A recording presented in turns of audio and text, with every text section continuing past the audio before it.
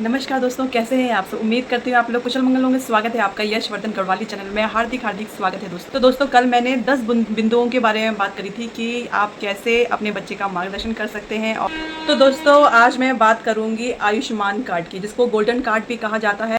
तो दोस्तों, आयुष्मान कार्ड को आयुष्मान कार्ड के नाम से ज़्यादा जाना जाता है, क्योंकि टीवी में ऐड आते हैं आयुष्मान भारत, आयुष्मान योजना, आयुष्मान मुख्यमंत्री योजना, आयुष्मान प्रधानमंत्री योजना। तो दोस्तों, जब आयुष्मान कार्ड योजना यानी कि जो ये आयुष्मान योजना है, मैं इसको सरल शब्दों में आयुष्मान योजना ही कहूँगी, क्योंकि जब भी कुछ हमारे देश में होता है तो एक योजना के और एक प्रोजेक्ट के तहत ही होता है। तो मैं इसको योजना ही बोलूँगी। जो ये आयुष्मान योजना है, ये बेसिकली स्वास्थ्य के लिए ही बनाई गई। आयुष्मान योजना को स्वास्थ्य सेवा कहा जाता है, क्योंकि वो स्वास्थ्य से संबंधित होती है।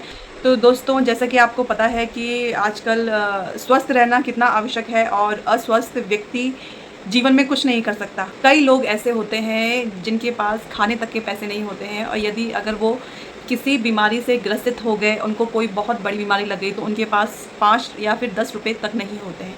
तो इन सबको मद्देनज़र रखते हुए सरकार ने निःशुल्क आयुष्मान कार्ड बनवाया है, यानी कि ये योजना लागू करी है। तो ये बहुत अच्छी और बहुत बड़ी बात है कि सरकार हमारे बारे में इतना सोच रही है।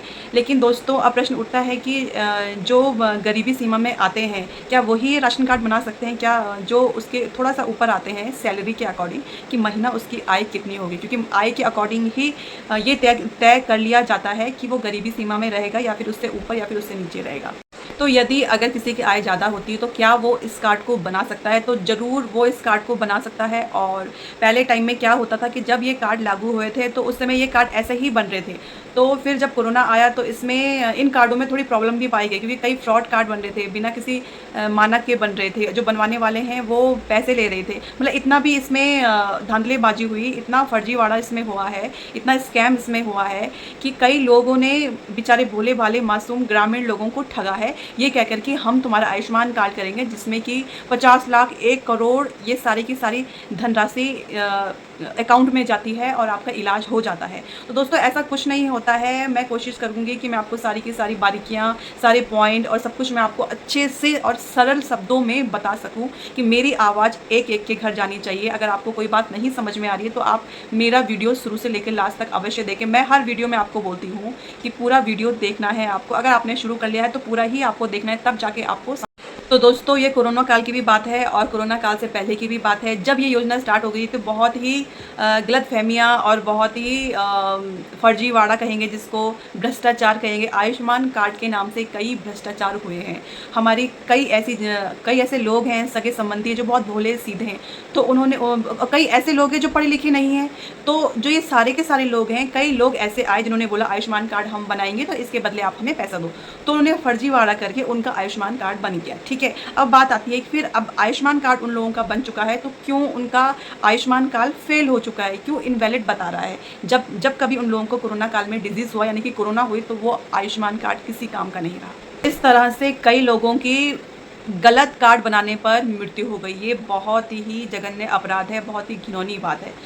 कोरोना काल में मेरे मेरे सामने सामने कई काल इनवैलिड पाए गए, कई काल। इसके बाद भी कई लोगों ने आयुष्मान कार्ड बनाए दोस्तों। जो कार्ड है वो हॉस्पिटल में दिया, तो वहाँ पे भी रिजेक्ट हुआ वो कार्ड, क्योंकि पूरे मानक ना देना, अपने पूरे दस्तावेज ना देना। जो बनाने वाला है उसने गलत चीज़ें उसमें डाली है। कार्ड की फर्जी वेबसाइट भी बनाई गई, जिससे सब कुछ अप्रूव हो रहा था, आपको पूरा कार्ड उसमें मिल रहा था, लेकिन बाद में जब आप उसका यूज़ कर रहे थे, तो वो इनवैलिड और रिजेक्ट हो। तो तब सरकार ने इस पर ध्यान दिया और बहुत अच्छे से वेबसाइट को सुधारा, और जो भी वेबसाइट की गलतियां थी वो भी दूर करी। अब आयुष्मान कार्ड बड़े ही अच्छे सिस्टम से बन रहे हैं, जो कि आपका रिजेक्ट नहीं होता है।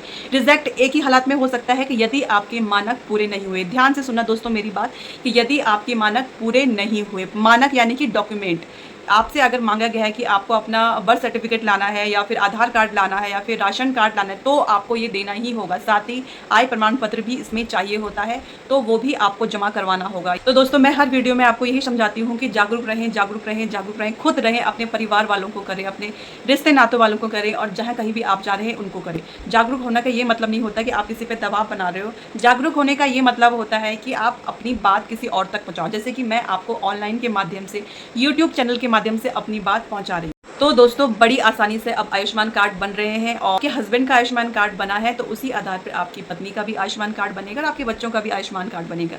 तो दोस्तों, अभी सूचना आ रही है कि अब आयुष्मान कार्ड में भी और भी अधिक फेरबदल होंगे और उसको और मजबूत और सशक्त करने का प्रयास किया जा रहा है। कोई बहुत बड़ी बीमारी हो गई हो तो उस टाइम पे ये आयुष्मान कार्ड आपका जो है रक्षक बनकर आपके साथ खड़ा रहेगा। इसको ज़रूर ज़रूर ज़रूर बनाएं, चाहे आपको उसको भागी दौड़ी करनी पड़े, चाहे आप बोलो कि ऑफिस दूर है मुझे वहाँ, आप जाओ, आप ज़रूर जाओ, लेकिन आयुष्मान कार्ड ज़रूर बनवाओ। ये बहुत बड़ी सौगात है सरकार के द्वारा। और निवेदन है, हाथ जोड़ के निवेदन है कि आप किसी भ्रांतियों में ना पड़े, किसी गलत बातों को ना सुने। कभी कभी हमारे पास मानक पूरे नहीं हो पाते, कभी हमारा आधार कार्ड नहीं टाइम पे हमें मिल पाता, लेकिन आप कोशिश मत छोड़िए दोस्तों, आप ज़रूर ज़रूर ज़रूर अपना आयुष्मान कार्ड बनाइए। ये बहुत ज़रूरी है क्योंकि भविष्य में सरकार इसमें बहुत बड़े बड़े अच्छी चीज़ें इसमें इन्वॉल्व कर सकती है। यानी कि हॉस्पिटल में एडमिट हो तो आयुष्मान कार्ड से जब आप अपनी पेमेंट वगैरह करते हो, हॉस्पिटल वालों को देते हो, तो वो बोलते हैं आपको थोड़ा सा इसमें टाइम लग जाएगा, 10 दिन लग जाएंगे, मे बी 15 डेज़ लग जाएंगे।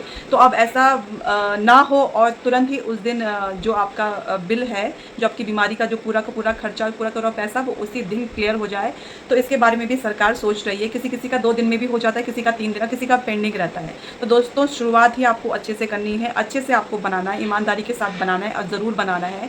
और सारे के सारे मापक मैंने आपको बता दिए हैं। अगर कोई कमी पेशी आपको रह जाए, नहीं समझ में आ रहा है, तो आप मुझसे कमेंट करें, मुझसे पूछें, मैं आपको सारी की सारी जानकारी दे दूँगी। और व्यक्ति जिसके पास पैसे नहीं होते थे तो उसकी भी जीवन की अब गारंटी सरकार ले रही है। तो ये 2025 में जो योजनाएं हैं वो सारी के सारी मैं आपको बताऊंगी। इसके लिए सब्सक्राइब करना बहुत ज़रूरी है, मेरे चैनल को सब्सक्राइब करना मत भूलिए। और ये जो मेरी वीडियो है बहुत बहुत इंपॉर्टेंट है, इसको ज़रूर देखें। तो दोस्तों आयुष्मान निःशुल्क ही बनेगा, इसमें मात्र 30 रुपये से लेकर 100 रुपये तक का खर्चा आएगा। तो इसमें आपको सोचने की ज़रूरत नहीं है, आपको तुरंत जाना है और आवेदन करना है। तो ये आपके और आपके परिवार के लिए बहुत उपयोगी साबित होगा। और नेक्स्ट वीडियो तक बने रहिए मेरे साथ, तब तक के लिए नमस्कार।